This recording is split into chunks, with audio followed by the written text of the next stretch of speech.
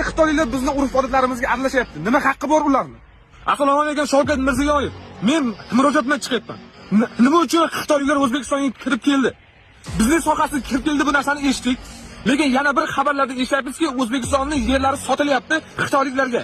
O'zbekistonda qarzi bor Xitoydan trillion deb narsani ham eshitdik. Nima uchun? Bizga mashinalar haqida ma'lumot bering. Biz xalqmiz. Sizni prezidentlikka biz saylaganmiz.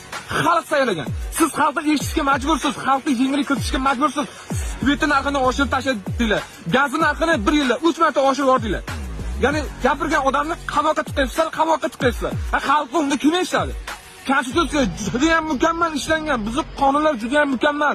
Qonunimiz boylarga ishlamayapti, faqat kambag'allarga ishlayapti. Kambag'allar esa qaqshyapti faqat. Bizni ham eshitadigan ormi o'zi? Uyg'onaylik, bir-birimizga podдержка beraylik. Men olib chiqaman. Men hamma narsani olib chiqaman agar meni qamatib olishmasa. Men O'zbekistonni yomonlamoqchi emasman. O'zbekiston bizniki. Men faqat prezidentdan yordam talab qilib chiqyapman, xalqqa yengillik bering deb. Bitta deputatingiz chiqdi, gazni ovqat qilsang, kosang oqarmaydi. Bu gapmi bu?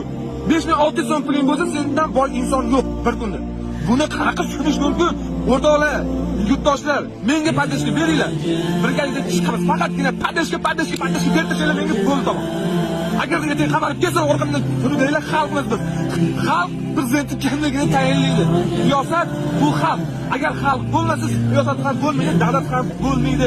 Bizga faqat yengillik talab qilishingizni so'raymiz. Bu videoni maksimal hammaga tarqatinglar. O'zbekiston, Qozog'iston, Tojikiston hammaga. Albatta menga podдержка bo'linglar, obuna bo'linglar. Menga yordam beringlar. O'zbekiston